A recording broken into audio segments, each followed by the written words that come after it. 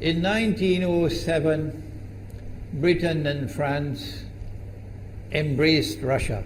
They used honey, come, in a triple alliance, Britain, France and Russia.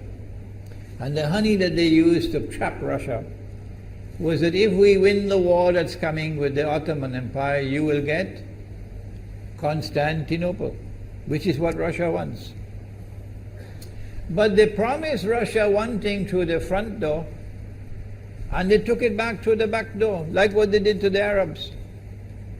These are people with PhDs in deception. If they tell you that the sun is shining, don't believe them. Go outside and look up in the sky, see whether the sun is shining. When the Russian army had fought in the First World War and had suffered the most losses, the brunt of the kill were Russians, and they were now winning the war, and the Ottoman Empire was collapsing, and the Russian army is only an arm's length away from Constantinople. They don't want Russia to get Constantinople. No. So what did they do? Russian Jews organized and executed the Bolshevik Revolution, which overthrew the Russian monarchy. They killed the Tsar and the whole family, overthrew the government, and took Russia out of the war. So the Russian army had to stop in its tracks and could not go to Constantinople. In other words, the Russian Jews stabbed Russia in the back. They did more than that. They brought communism. Communism is not Russian. These dum-dums don't understand that. Communism was created to destroy Russia.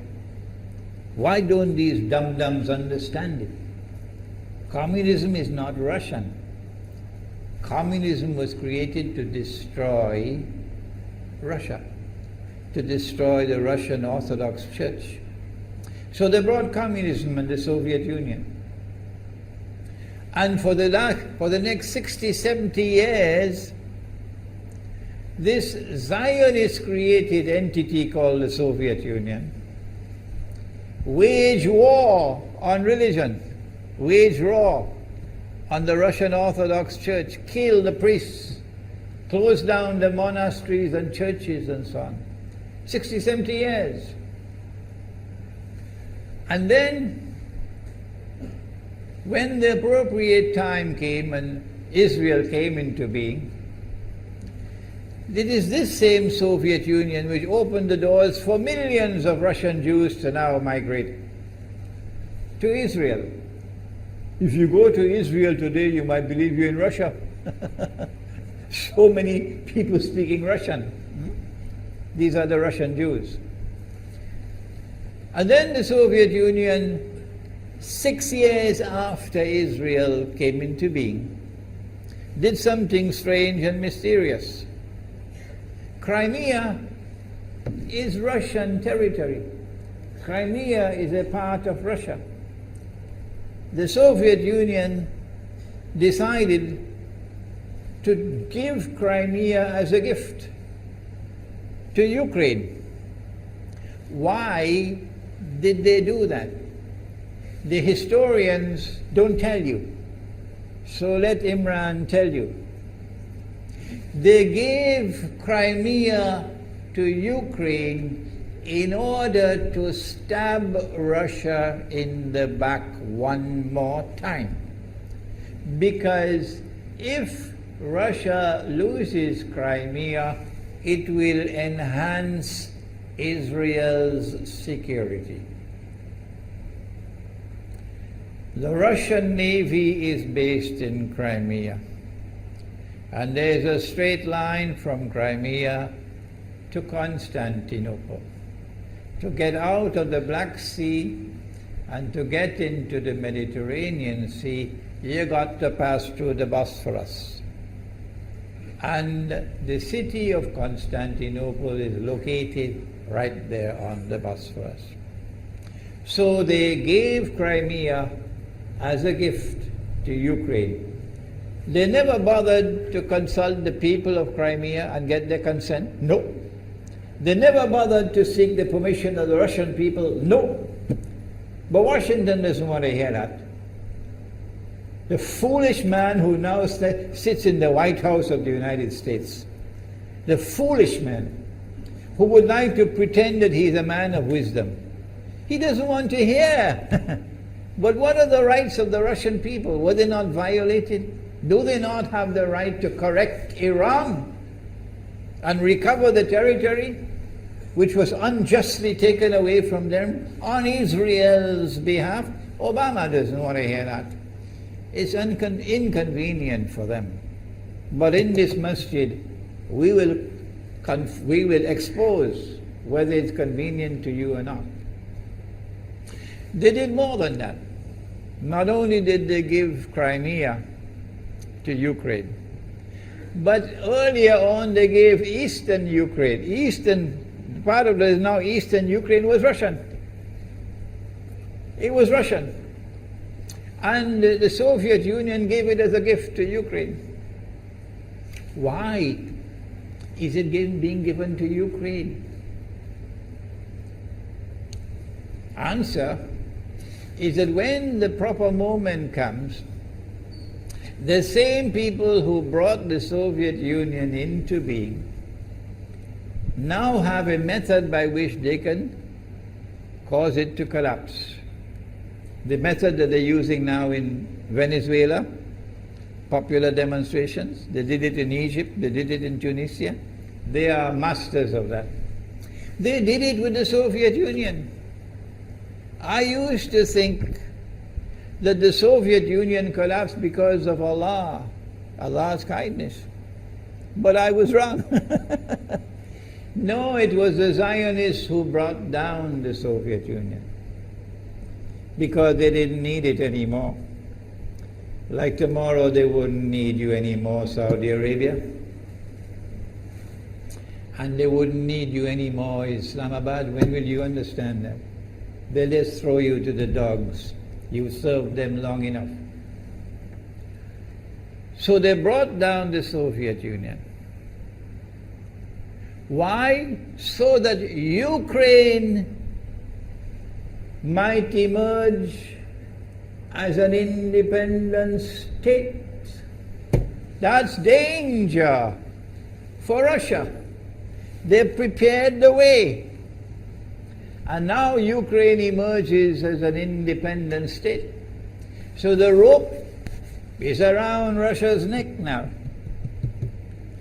And from that day, when the Soviet Union collapsed, until yesterday, the relationship between Russia and Ukraine was always problematic. But the people of Ukraine still had the good sense and wisdom to appoint a government that was pro-Russian. The Zionists decided it's time for us to use our, the street demonstrations. And last October, November, December, the world witnessed Caracas all over again. And eventually, the Zionists got what they wanted. You have the money, and you can send in your special people, snipers who will kill, and so on, throw petrol bombs and so on. And eventually they got what they wanted. They created enough havoc. May Allah protect Malaysia from that. Ameen. Ameen. And the president of Ukraine fled. He's a democratically elected according to your method, Mr. Obama, according to your system. He's a legally elected president of Ukraine. And he had to flee. And these hypocrites in Washington and London and Paris who would like us to believe that they are honorable men. They are not. Instead of standing on the side of the legally appointed president and demanding the rule of law, they all showed their colors as hypocrites in immediately recognizing the new government in Ukraine.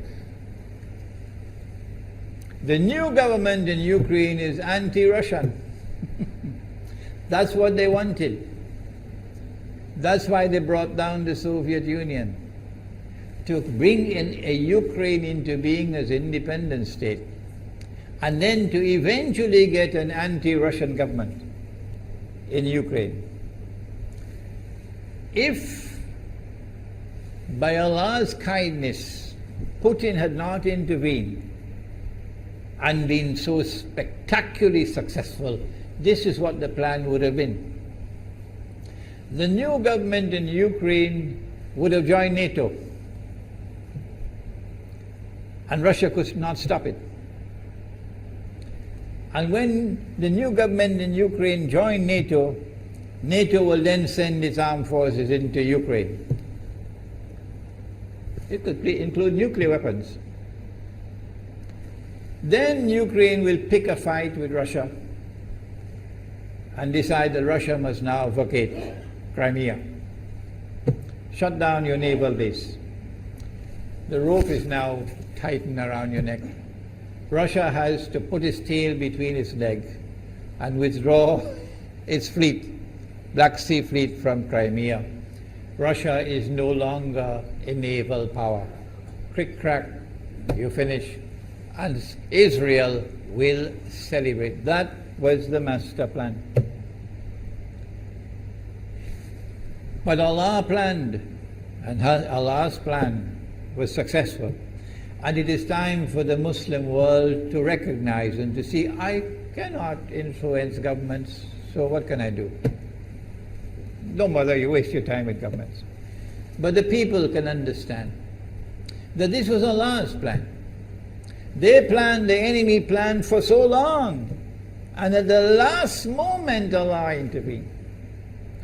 And Putin was able to get the people of Crimea to vote in a referendum. And they voted 90-something% in favor of returning to Russia. They were a part of Russia, and they want to return to Russia. So Putin was successful in delivering to the Zionist movement the first defeat it has ever suffered, significant defeat, in the more than 100 years since the Zionist movement was established. If that is not a sign from Allah, it's time for you to wake up.